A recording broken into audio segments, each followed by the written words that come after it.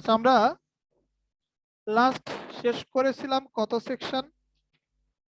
Section মানে হচ্ছে আমার যতটুকু মনে পড়ে যে trial before code of sessions 265 এই পর্যন্ত মানে আমরা শেষ করছিলাম না?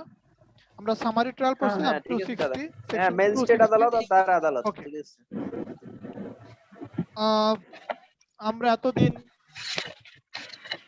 আমরা এতদিন পড়াশোনা করছি শিক্ষানবিশ আইনজীবীর কাছে। আমরা এখন পড়াশোনা করব অ্যাডভোকেট মিঠুন সাহার কাছে। আচ্ছা, পরিচয় পর্ব শেষ। এখন আমরা চলে যাব 337 সেকশন 330। দাদা মিষ্টি খাওয়া কি শেষ নাকি? মিষ্টি খাওয়া কি শেষ নাকি দাদা? না না না, বাদ পড়ে গেলাম। এটা আজীবন চলবে, আজীবন আজীবন চলবে। স্যার আমরা তো আমি স্যার আমরা তো এই প্রতিকার আইন ঢুকছি তো, এই করছিলাম। জন্য চিন্তা করলাম আমি তো বাদ পড়ে গেলাম নাকি। আচ্ছা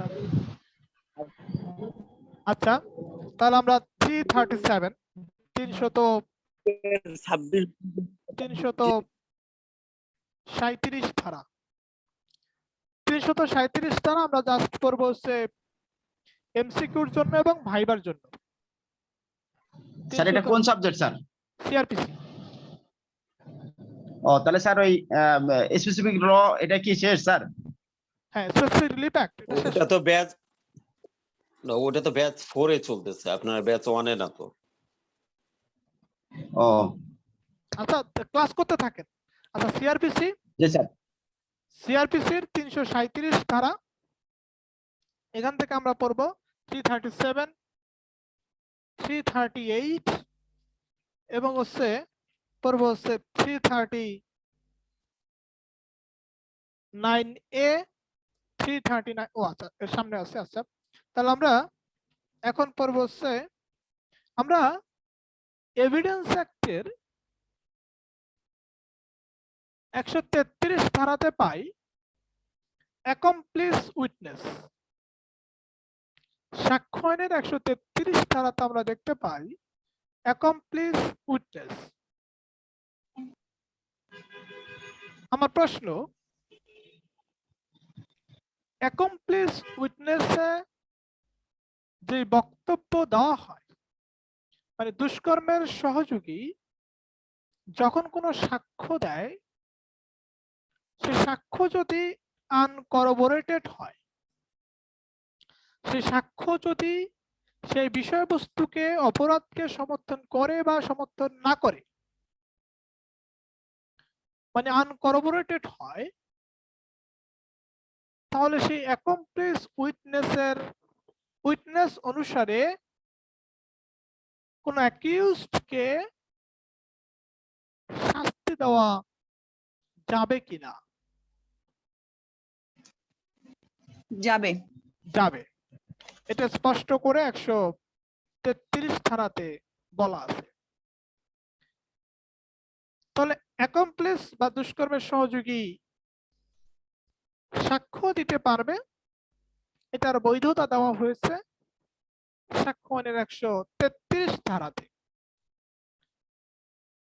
এখন প্রশ্ন হচ্ছে যে অ্যাকমপ্লিস উইটনেস যে হবে বা অপরাধীদের মধ্যে একজন, আসামিদের মধ্যে একজন সাক্ষ্য দিবে, সে কেন দিবে? একটা হচ্ছে দিতে পারবে,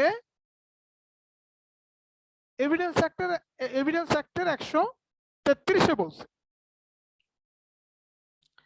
এখন প্রশ্ন হচ্ছে কারা এই আদেশটা দিতে পারবে, কারা দিতে পারবে না, এবং অ্যাকমপ্লিস উইটনেস কেনই বা সাক্ষ্য দিবে? দুষ্কর্মের সহযোগী কেন সাক্ষ্যটা দিবে সেটা নিয়ে কথা বলছে আমাদের 337, 338 আর হচ্ছে 339-এর ক। 337-এ আচ্ছা, প্রথমত বুঝি যে অ্যাকমপ্লিস উইটনেসকে পার্ডন করা হবে। কি করা হবে? পার্ডন করা হবে, ক্ষমা করা হবে কেন ক্ষমা করা হবে এবং তাকে কন্ডিশন দেওয়া হবে যে আপনাকে ক্ষমা করা হবে এবং তাকে কিছু শর্ত দিয়ে দিবে যে আপনি এভাবে এভাবে আপনি যে কথাগুলো বলবেন সেটা যেন আপনি সহ আপনার সাথে যত অপরাধী ছিল তাদের বিরুদ্ধে যায়। তার মানে পক্ষ নিয়ে কথা বলা যাবে না, বিরুদ্ধে কথা বলতে হবে। ধরেন 10 জন অপরাধী, 10 জনের মধ্যে একজন অ্যাকমপ্লিস উইটনেস, সে নিজে সহ 9 জনকে জড়িয়ে মানে 10 জনকে জড়িয়েই সাক্ষ্যটা দিবে, মোটামুটি ভাবে স্বীকার করে নিবে, হ্যাঁ স্যার আমরা এভাবে এভাবে গরু চুরি করছি সবাই মিলে, ঠিক এরকম বিষয়টা। তাকে কি দিছে, তার জন্য কন্ডিশন হচ্ছে, তার জন্য প্রিভিলেজ হচ্ছে তাকে ক্ষমা করে দেওয়া হবে, তাকে পার্ডন করে দেওয়া হবে। এই পার্ডনের সত্ত্বে এবং তাদের নিজেদের বিরুদ্ধে সাক্ষ্য দেওয়ার সত্ত্বে যাকে নিয়ে আসা হয় তিনি হচ্ছেন অ্যাকমপ্লিস উইটনেস, তিনি হচ্ছেন দুষ্কর্মের সহযোগী, সহযোগী হিসেবে সাক্ষ্য দিয়ে দেন। এখন প্রশ্ন হচ্ছে 337-এ তাহলে কি বলছে? 337-এ বলছে যে কারা এই পাওয়ারটা হোল্ড করতে পারবে, কোন কোন ম্যাজিস্ট্রেট এই পার্ডন করার উদ্দেশ্যে অ্যাকমপ্লিস উইটনেসকে নিতে পারে। এক হচ্ছে মেট্রোপলিটন ম্যাজিস্ট্রেট, আর একটা হচ্ছে অরনি magistrate of the first class. মানে মেট্রোপলিটন ম্যাজিস্ট্রেট যেখানে থাকবে সেখানে আউট অফ মেট্রোপলিটন এরিয়া আমরা জানি ফার্স্ট ক্লাস ম্যাজিস্ট্রেট থাকবে। এটা গেল, তার মানে মেট্রোপলিটন ম্যাজিস্ট্রেট আর হচ্ছে magistrate of the first class. এবং আর কারা পারবে? তো মেট্রোপলিটন ম্যাজিস্ট্রেট আর magistrate of the first class হচ্ছে কোন অপরাধীকে ক্ষমা করার সত্ত্বে অ্যাকমপ্লিস উইটনেস হিসেবে সুযোগ দিতে পারে। 2 নম্বর পয়েন্ট হচ্ছে আর কারা পারে, এটা বলছে 338 ধারাতে বলছে, এখানে বলে দিছে at any time before the judgment is passed। এবং এখানে একটা কথা আছে, before the judgment is passed মানে হচ্ছে রায় ঘোষণার আগে, রায় ঘোষণার আগে যে কোনো সময় the court of session, court of session মানে হচ্ছে দায়রা আদালত। এখানে ঠিক ওইভাবে বলে নাই, এখানে বলে দিছে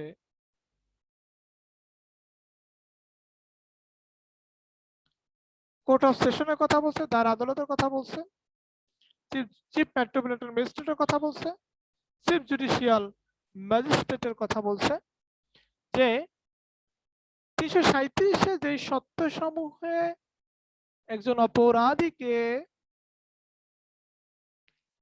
ক্ষমা করার সত্ত্বে অ্যাকমপ্লিস হিসেবে নেওয়া হয়, ঠিক সেই কারণেও দায়রা আদালত আর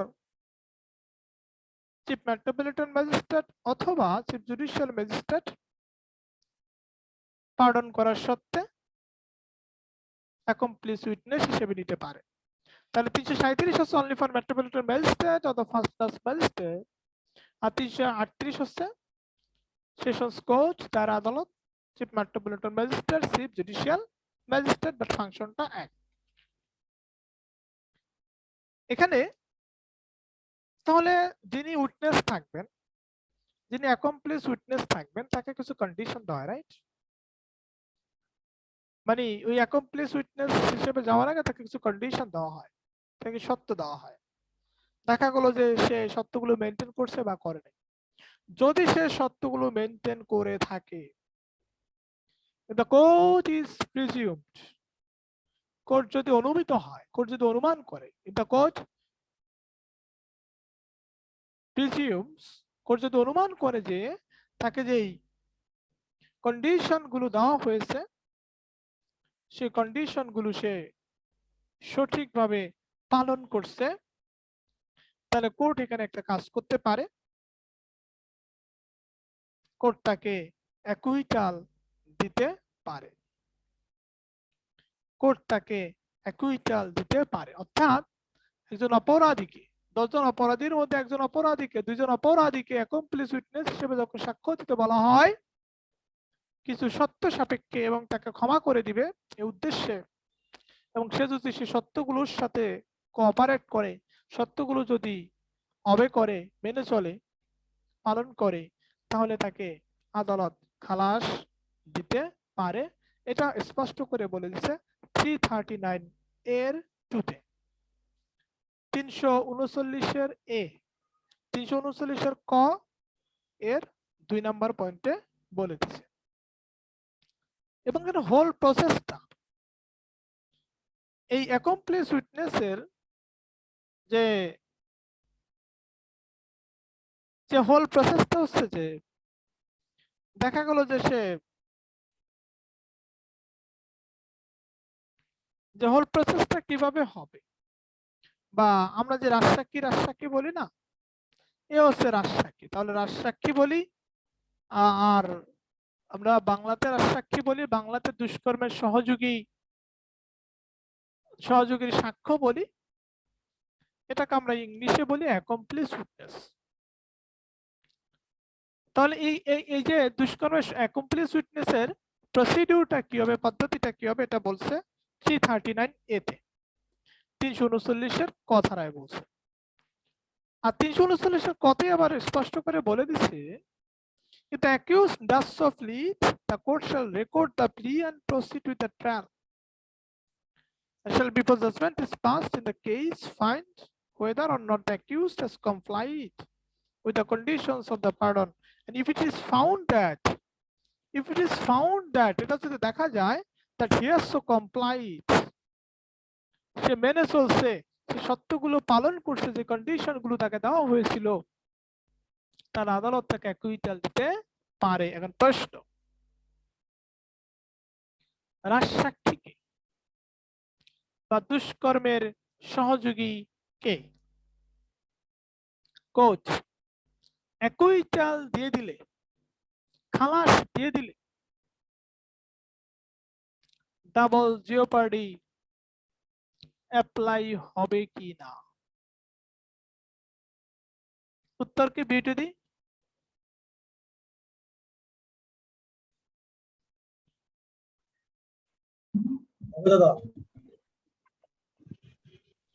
ডাবল জিওপার্ডি অ্যাপ্লাই হবে কিনা?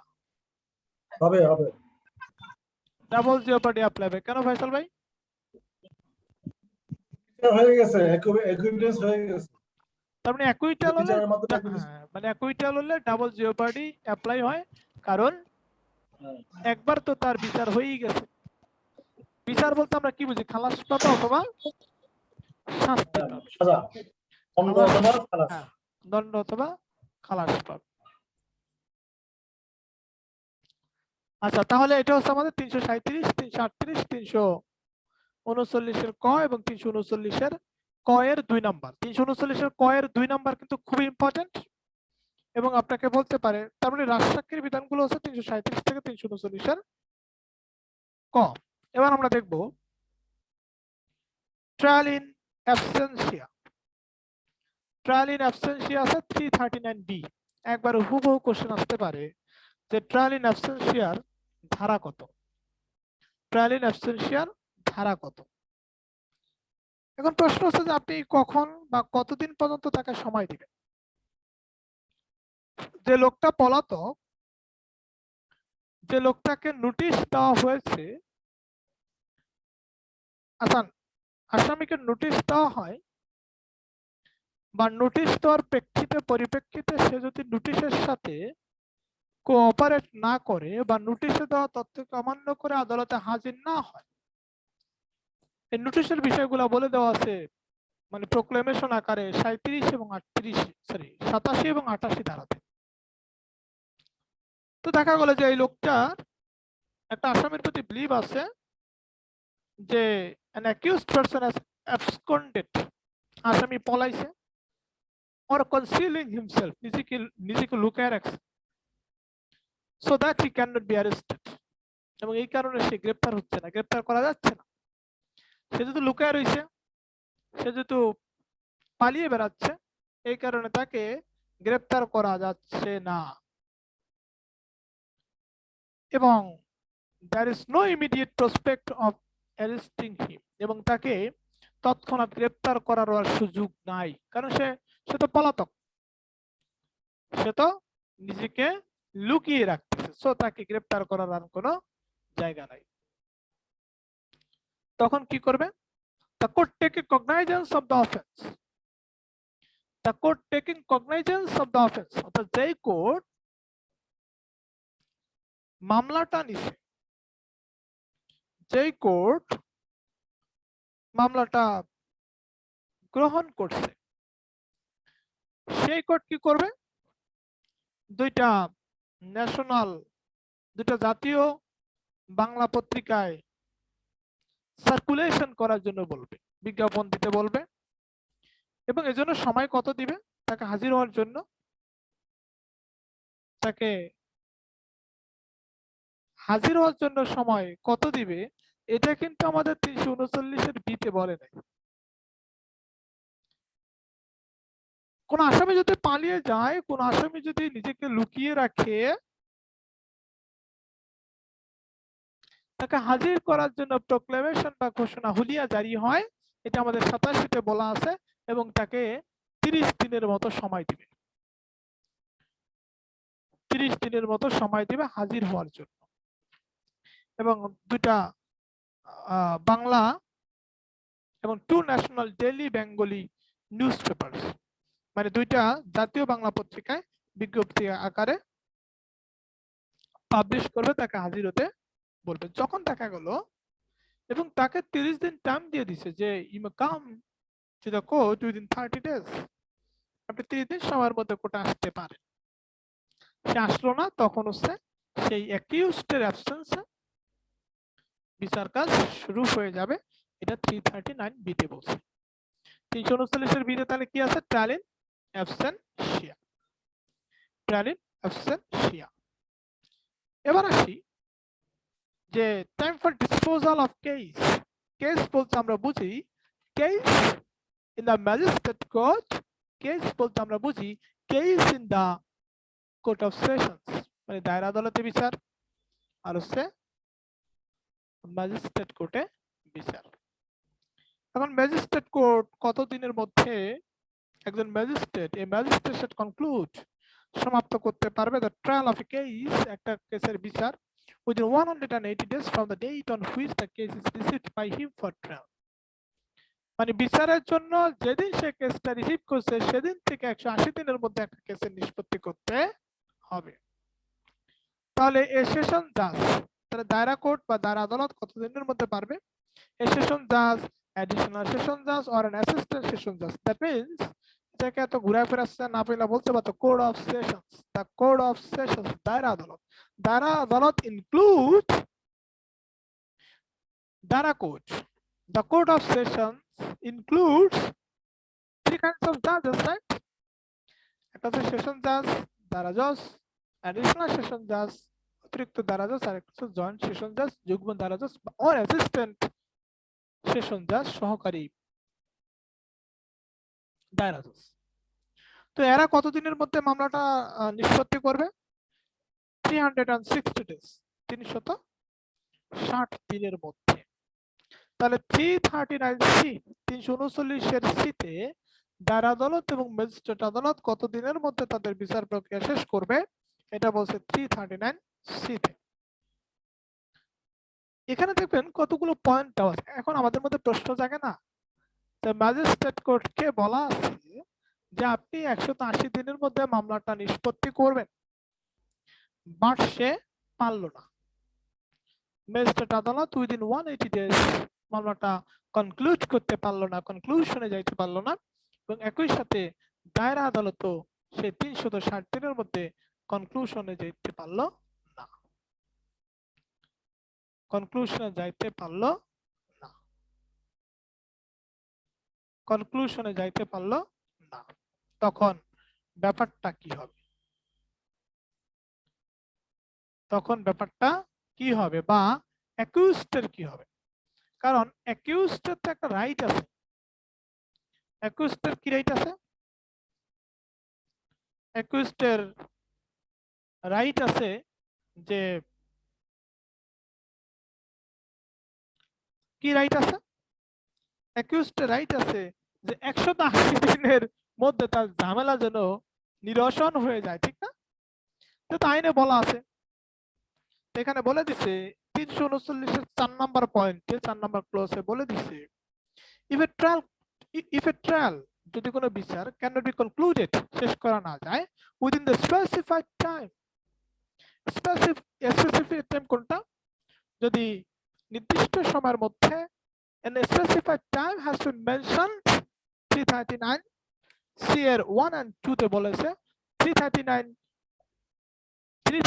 CR 1 হচ্ছে for the magistrate court and 339 C হচ্ছে CR 2 দুই নাম্বার হচ্ছে দায়রা আদালতের জন্য সময় বলে দেওয়া আছে। আপনারা যদি বেয়ার অ্যাক্ট মিলিয়ে পড়েন, এই যে বেয়ার অ্যাক্ট মিলিয়ে পড়েন, তো এখানে 4 নাম্বার পয়েন্ট থেকে বলছে if a trial cannot be concluded, যদি একটা ট্রায়াল আপনি শেষ না করতে পারেন, শেষ না হয় উইদিন দ্য স্পেসিফাইড টাইম নির্দিষ্ট সময়ের মধ্যে, the accused in the case if he is accused of a non-bailable offense, সে যদি জামিন অযোগ্য মামলায় যদি দোষী সাব্যস্ত মানে অভিযুক্ত হয়ে থাকে, জামিন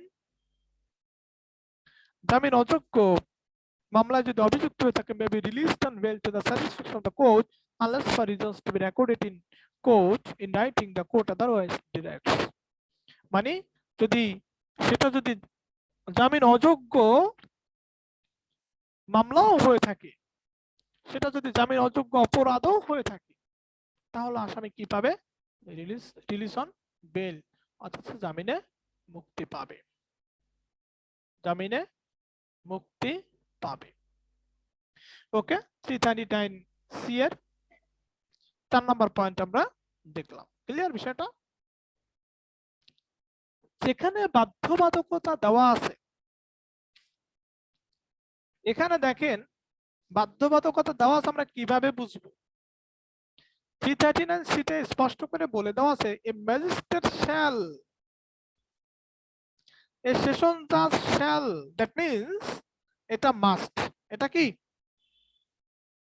এটা হচ্ছে মাস্ট, অবশ্যই ম্যাজিস্ট্রেট আদালতকে বা দায়রা আদালতকে এটা মেনটেন করতে হবে যে ম্যাজিস্ট্রেট কোর্টকে উইদিন 180 ডেজ এন্ড হচ্ছে দায়রা আদালতকে, দায়রা আদালত দ্যাট মিন্স ওখানে দায়রা আদালত শব্দটা ইউজ করে নাই, সেশন জাজ, অতিরিক্ত সেশন জাজ, আর হচ্ছে অ্যাডিশনাল তো বললামই, জয়েন্ট সেশন জাজ 360 দিনের মধ্যে মামলাটা নিষ্পত্তি করবে, বাট পারলো না। ইফেক্টটা কি হবে? Effect of non-disposal of the case within the specified time কি হবে? Release on bail, release on bail। Bailable offence হলে তো বেল পাই যাবে, নন বেলেবল অফেন্স হলে কি হবে? নন বেলেবল অফেন্স হইল অজামিনযোগ্য, অর্থাৎ যেটা জামিন হওয়ার কথা না সেটাও জামিন পেয়ে যাবে। এটা হচ্ছে 339 সি। এবার একটু প্রিলি নিয়ে কথা বলি। 14তম জুডিশিয়ারিতে একটা ঘটনা ঘটছে, আমার বাপের জন্য এমন প্রশ্ন দেখি নাই লয়ের। আমি যদি প্রশ্নটা পড়া শোনাই, আমি মাথাটা আমার গরম হয়ে গেছিল এই প্রশ্নটা দেখে। আপনার মানে এমনি আমার প্রিপারেশন খুব খারাপ ছিল, এর মধ্যে আবার এই ধরনের প্রশ্ন। যেমন সেটা একের 35 নম্বর প্রশ্নটা ছিল এরকম, the code of civil procedure 1908 এর কোন ধারায় সেকেন্ড রিভিশনের বিধান উল্লেখ আছে? আরে ভাই, রিভিশন নিয়ে তো 115 ধারাতে বলছে, এখানে উল্লেখ করে দিয়েছে, দেখেন 115(1), 115(2), 115(4), 115(5)। আমি ভাই মনেই করতে পারতেছিলাম না। তো এভাবে কিন্তু কোশ্চেন আসতে পারে, যেমন আপনাকে বলে দিতে পারে যে কোন ধারা অনুসারে নির্ধারিত সময়ের মধ্যে আদালত সমূহ বিচার কার্য শেষ করতে না পারলে আসামি জামিনে মুক্তি পাবে। জামিন অযোগ্য অপরাধ হলেও আসামি জামিনে মুক্তি পাবে। উত্তর 339-এর সি এর 1, 339-এর সি এর 4, 339-এর সি এর 3। তখন কি করবেন? এই কারণে এই জায়গাগুলো মানে আমরা তো এমনিতে বেছে বেছে পড়তেছি, ঠিক না? সেখানে আমাদেরকে এই জায়গাটুকু একটু মুখস্থর মতো করে রাখতে হবে, কারণ কোশ্চেন প্যাটার্ন চেঞ্জ হয়ে গেছে। এবার আমরা চলে আসি, এরপরে হচ্ছে আমাদের 340, 340 ধারা। 340 ধারা।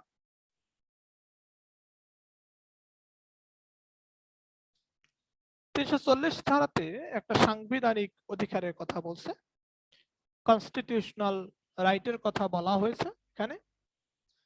এখানে যেটা বলা হয়েছে যে right of person against whom proceedings are instituted. আপনারা যদি কোনো গাইড পড়েন, যে কোনো গাইড বাংলাদেশের, সেখানে দেখবেন যে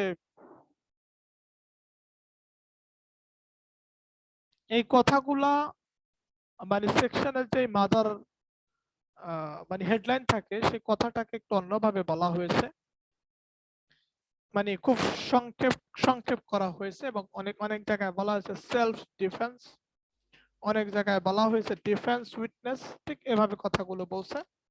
আমরা একটু ইংলিশে সেই সেকশনের হেডলাইনটা একটু পড়ে নিতে হবে, কারণ আপনাকে বলে দিতে পারে right of person against hmm.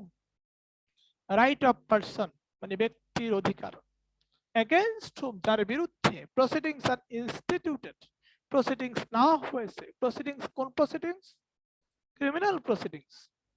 Two be defendant সে ডিফেন্ড করতে পারবে, and his competency to be a witness সে উইটনেস হতে পারবে, সে সাক্ষ্য দিতে পারবে।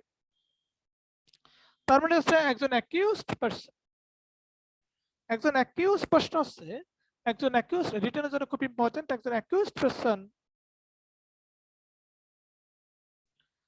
অ্যাকিউজড পারসন আপনার সাক্ষী হতে পারবে কিনা, একজন অ্যাকিউজড সাক্ষী হতে পারবে কিনা, একজন অ্যাকিউজড সাক্ষী হতে পারবে কিনা সিআরপিসির আলোকে। উত্তর হচ্ছে হ্যাঁ। একজন অ্যাকিউজড কে উইটনেস হওয়ার বৈধতা দেওয়া হয়েছে সিআরপিসির কত ধারায়? 340 ধারায়। একজন অ্যাকিউজড সেলফ ডিফেন্স করতে পারবে বা সেলফ উইটনেস হতে পারবে, ডিফেন্স উইটনেস হতে পারবে 340 ধারায়। 340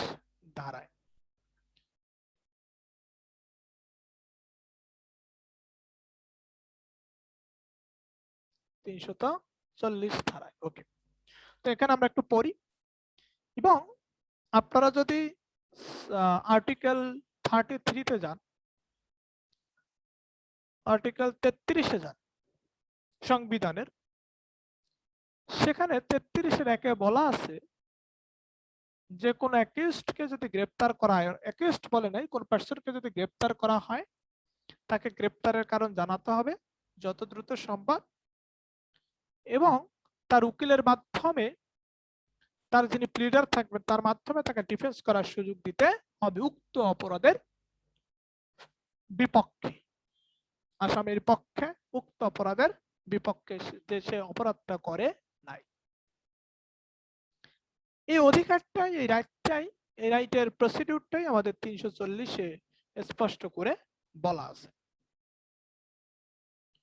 স্পষ্ট করে বলা আছে। ওকে, বলছে any person accused of an offence before a criminal court or against whom proceedings are instituted under this court in any such court may of right be defended by a pleader. মানে সে প্লিডারের মাধ্যমে, একজন আইনজীবীর মাধ্যমে, একজন উকিলের মাধ্যমে সে defend করতে পারবে। দ্যাট সেলফ ডিফেন্স, আত্ম মানে ডিফেন্ড বলতে বোঝাইছে কি, আমরা ডিফেন্স বলতে কি বুঝি? নিজেকে রক্ষা করার জন্য যুক্তিতে। আমি বলি না যে আমি এই ঘটনার ডিফেন্স করছি, তার মানে কি নিজের অপরাধ ঢাকার জন্য সকল ধরনের কথাবার্তা আমি বলছি। ঠিক এরকম এখানে বাংলাতে বলছে আত্মপক্ষ সমর্থন, আত্ম মানে নিজ, নিজ পক্ষকে সমর্থন করে স্টেটমেন্ট দেওয়া। আমার মক্কেল গরু চুরি করছে, এই মর্মে অভিযোগ করা হলো, আমি আদালতে গেলাম উকিল হিসেবে, আমি কি বলবো যে আমার মক্কেল অনেক ভালো মানুষ, আমার মক্কেল গরু চুরি করে নাই। অর্থাৎ মক্কেলের গুণগান গাওয়া, আসামির গুণগান আসামি নিজে গাবে উকিলের মাধ্যমে, অর্থাৎ আসামি তার পক্ষে সাক্ষ্য দিবে, আসামি তার পক্ষে, আসামি তার নিজেকে সমর্থন করে বক্তব্য দিতে পারবে যে আমি কোনো অপরাধ করি নাই। এটা 340-এর 1-এ বলছে, 340-এর 1। 2 নম্বর পয়েন্টে যেটা বলছে যে আসামি একজন 340-এর 3-এ, 340-এর 3, 340-এর 3 নম্বর ক্লসে বলছে any person accused of an offense before a criminal court shall be a competent witness for the defense and may give evidence on oath in disproof of the charges made against him or any person charged together with him at the same time. এখানে বলছে যে একজন আসামি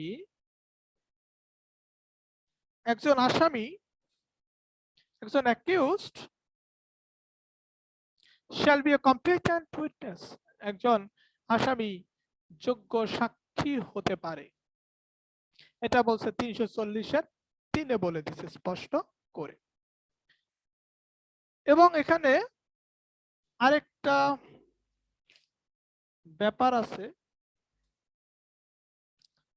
সেটা হচ্ছে আমরা একটু শেখার জন্য পড়ি। আমরা যদি